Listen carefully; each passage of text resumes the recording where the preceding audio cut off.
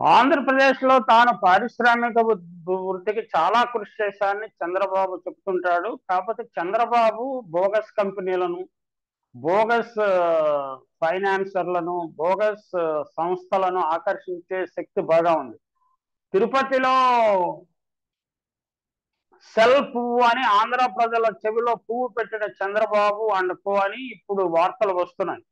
బాబొస్తే job వస్తుందని ఊదరగొట్టిన ప్రభుత్వం నిరుద్యోగుల ఆశలనే పెట్టుబడులుగా చూపి దోచుకుంటుంది. సెల్కాన్ కంపెనీ పేరుతో ఘరానా మోసం చేసింది అని వార్తలు వస్తున్నాయి. ఈ వార్తలు ఎంతవరకు సమంజసమో వెరిఫై చేసుకోవాల్సి ఉంటుంది.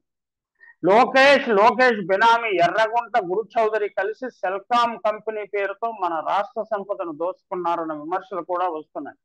తిరుపతి సమీపంలో రేణిగుంట వద్ద Sri Venkateswara mobile and electronics communication hub పేరిట 122 ఎకరాలను అప్పట్లో ప్రభుత్వం కేటాయించింది. అందులో 72 ఎకరాలు గురు చౌదరికి చెందిన కంపెనీలకు దారాదత్తం చేశారు. ఆ కంపెనీలో ప్రత్యక్షంగా 22,000 మందికి, పరోక్షంగా 42,000 మందికి ఉద్యోగావకాశాలు కల్పిస్తానని చెప్పిన ప్రభుత్వం, అంటే చంద్రబాబు ప్రభుత్వం, ఇప్పటి వరకు 120 మందికి మాత్రమే ఉపాధి కల్పించింది. అది కూడా జీతాలు సరిగ్గా ఇవ్వట్లేదు. 50 కోట్లు కూడా టర్నోవర్ లేని కంపెనీకి 161 కోట్లు లోన్ బ్యాంకు వారు ఇచ్చారని వార్తలు వస్తున్నాయి. దీనికి తప్పుడు టర్నోవర్ పత్రాలు బ్యాంకింగ్ ఇచ్చారు. సెల్కాన్ కంపెనీ వాళ్ళు ఆర్బీఐ ప్రకారం 50 కోట్ల టర్నోవర్ ఉన్న కంపెనీకి 10 కోట్లకు మించి లోన్ ఇవ్వరాదు.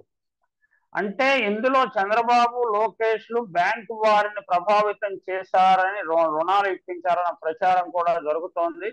చంద్రబాబు, లోకేష్ తో పాటు బ్యాంకు అధికారుల హస్తం కూడా ఈ కుంభకోణంలో ఉన్నది అన్న ప్రచారం కూడా జరుగుతుంది. గతంలో కూడా సత్యం రామలింగరాజు కంపెనీలు ఇలాగే వాడుకొని ముంచేసి బ్యాంక్ దివాళా తీసినట్టు ప్రకటించారు. తర్వాత సుజనా చౌదరి అలానే బ్యాంకుల దగ్గర 1,500 కోట్లు తీసుకొని ఎగ్గొట్టాడు. ఈ మధ్యనే బాబు బినామీ ట్రాన్స్ట్రాయ్ కంపెనీ లోన్లు ఎగ్గొట్టింది రాయపాటి సాంబశివరావు. ఇప్పుడు మరో బాబు బినామీ భాగవతం సెల్ కంపెనీతో బయటపడిందన్న విమర్శలు వస్తున్నాయి.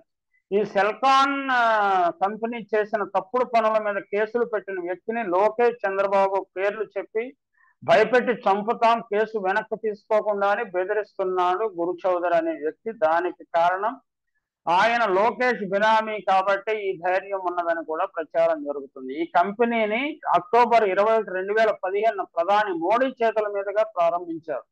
ప్రారంభోత్సవం రోజున 8 మంది ఉద్యోగులు ఉన్నట్టు రోజువారీ కూలీలను ఉద్యోగులుగా డ్రెస్ చేసి బిల్డప్ చేశారు. ఎప్పుడైనా ఈ కంపెనీ ఎవరైనా చెకింగ్ వస్తే నాయుడుపేటకు చెందిన సప్తగిరి ఎంటర్ప్రైజెస్ శ్రీనివాసులు చౌదరి ద్వారా 2-3 పేజీలకి రోజులకు సరిపడా రోజువారీ కూలీలను తీసుకొచ్చి కంపెనీ నడుపుతున్నట్టు బిల్డప్ ఇస్తూ వచ్చారు. కానీ వాస్తవానికి ఈ కంపెనీలు ఎటువంటి తయారు చేయలేదు. ఇప్పటి వరకు ఒకరికి భారతదేశ కార్మిక చట్టం ప్రకారం ఉద్యోగం ఇవ్వలేదు అన్న వార్తలు కూడా వెలుగులోకి వస్తున్నాయి. ఈ కంపెనీ పెట్టిన గురు చౌదరి, లోకేష్ బినామీ ఈ ల్యాండ్ 70 ఎకరాలు కొట్టేందుకే ఈ కంపెనీని సృష్టించారు తప్ప ఉపాధి కల్పన కోసం కాదన్న విమర్శలు చెలరేగుతున్నాయి.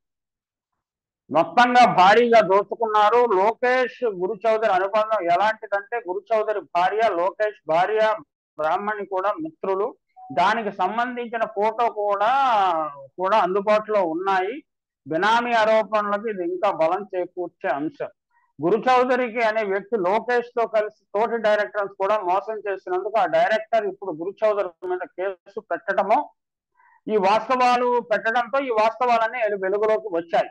దానికి చెందిన ఎఫ్ఐఆర్ కాపీలు కూడా అందుబాటులో ఉన్నాయి. సెల్కాన్ కంపెనీ డైరెక్టర్ గురు చౌదరి, పవన్ మీద చీటింగ్ కేసులు నమోదు అయ్యాయి. వీరు చేసిన మోసానికి కేసు నమోదు అయిన సెక్షన్లు ఐపీసీ 420, 406, 468, 471,